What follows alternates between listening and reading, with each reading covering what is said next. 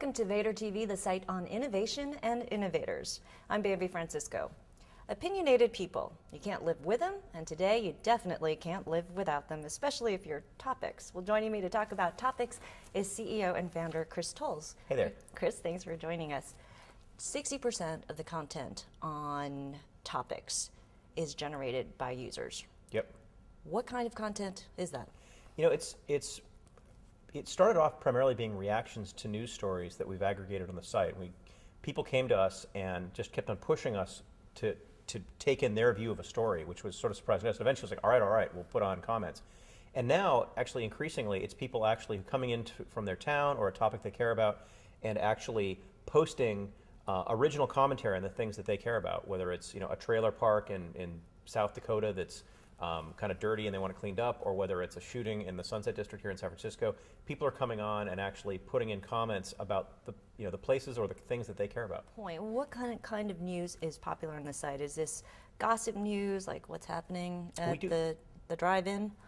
I think that is a lot of it. I think that there's several different places where we get a lot of commentary. There is a whole lot of commentary on what you'd expect, like Hollywood celebrities and things like that on the pages about the Hollywood celebrities. But really, the local stuff has been the most interesting.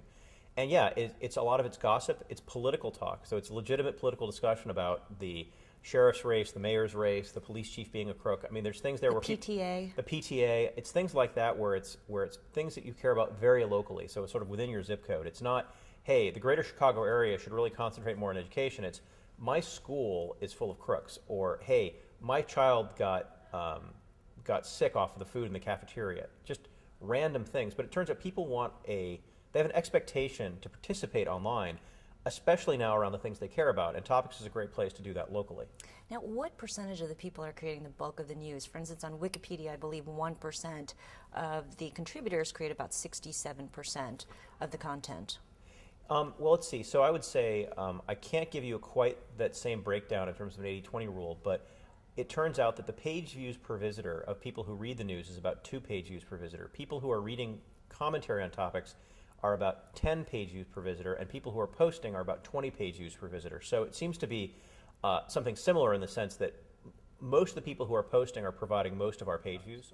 And what's the demographic? Who's commenting, and also where are they commenting from? Is this an urban phenomenon or a sort of that's a great rural question. phenomenon?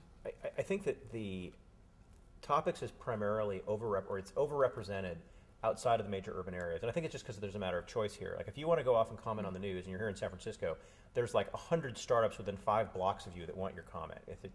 Yelp and Craigslist and all these places that take in commentary about life here in San Francisco.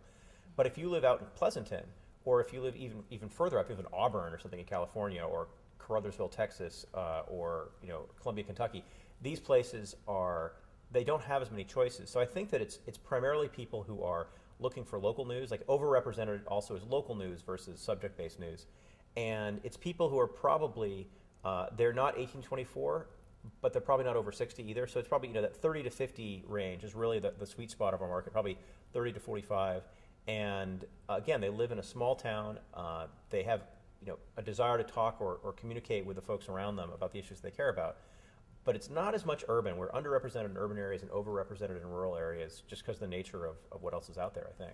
Now, you 60% of the content is user-generated. I believe last year when we last spoke, it was maybe 40%, maybe even 30%. Do you see that number going up to even 90%, 95%? If present trends continue, that number is still, we're growing the user-generated commentary at about 5% per week. Right now we're at about, in April, I think we talked to you, last in April, and it was about 35,000 comments a day.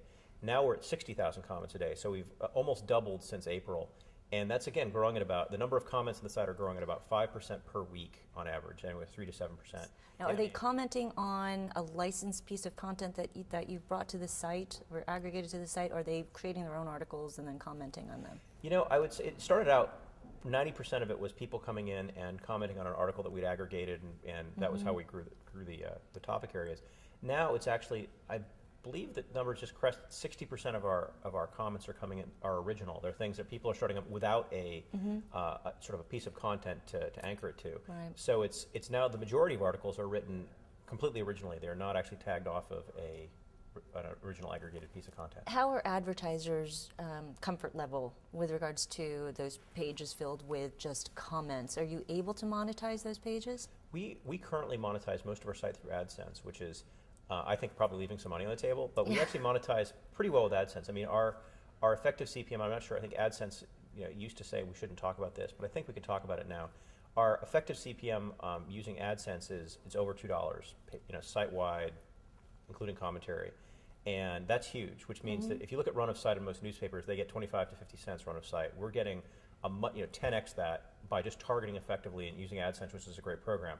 I think what we need to do next is take the sweet spot and take all the tech inventory and some of our more higher quality pages and try to sell those directly, which is what I, as the new CEO, am trying to do at Topix, is try to grow revenue. But I think that this is an evolving story. I think that a couple of years ago, advertisers would be running far and fast from any sort of user-generated content. But now, if you look at the situation, if you're an advertiser, I still think there are issues around this, but they have to really be kind of dragged over to see them, because for the most part, if you want to get to people now, this is the user-generated sites are a place where there's just a lot of traffic of the demographics trying to reach. I think an interesting question here is, if you used to be able to reach it was very hard to reach the 18 to 24-year-old consumer. It was just like that was the holy grail. Now you can go off and talk to one of 20 people to do that immediately. Facebook, MySpace, Pixo, Meebo, all these guys have a huge amount of inventory in that area. We, on the other hand, can get you back to that. If you want to sell a Chevy or a Ford F-150 pickup, you're going to have to get to the guy who lives in Pleasanton or Auburn. You're not going to get to the guy who lives in San Francisco as much. And that guy's probably like 35 to 40. We have that consumer. So I think that's a huge opportunity for advertisers, is to get local traffic and local folks. But yes, they do have to kind of deal with the fact that it is user-generated content. It is not all controlled completely. So it would be nationally branded advertisers looking to find out the local audience. That's who you would be targeting? I think it's one of the bigger sweet spots for our target. The initial targeting for us will be to go after national advertisers that have a local presence, a particular Ford dealer, for example. 50 million page views a month, that's a lot of page views, and you generate only 40%, or actually you license that content, 60% is generated without any cost to your company. So are you profitable, or at least cash flow positive?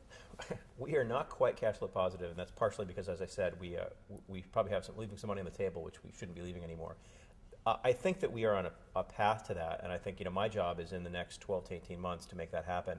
It's not a huge task. It's one of those things where hopefully our being profitable, we don't have that many people, and it doesn't cost us a whole lot to run the site. So I do believe that we can get to a cash flow positive situation within a short to medium term. How does a story bubble up to the top? What makes a story relevant? It's kind of interesting, because I would say we haven't spent a whole lot of time and effort on getting things up to the top per se. We do have a most popular stories page on Topix, and that's primarily, we measure it by commentary, essentially number of comments per hour over a 24-hour period. I mean, it's a little more complicated than that, but basically it's the most commented stories are how we measure popularity. But it turns out that you'll get stuff that's pretty random. It's an interesting list. You should check out if you like it, you should check out the most popular stories on Topix. But what we have is we have stories for every single zip code in the country. So just because everybody in Columbia, Kentucky is talking about something doesn't make it interesting for you. So unlike, say, a Reddit or a Dig type site where they're trying to basically create what are the top 10 stories for the entire country, what we've done is create the top 10 stories for every single town in the U.S. And I think it makes it sort of interesting to monetize, and it makes it kind of interesting to try to get a lot of focus on that, because we're diffused over every city in the country. Right. At the end of the day, though, it's kind of like an iceberg. There's a whole lot under the water, and such that when we are interesting in a town, we're very strongly in place. So that's kind of interesting. And it's probably very relevant to those particular people in that town, too. So, Chris, thanks for joining us. Good luck getting those advertisers. Appreciate it. I've been speaking with Chris Tolles. He's the CEO and founder of Topix. I'm Bambi Francisco.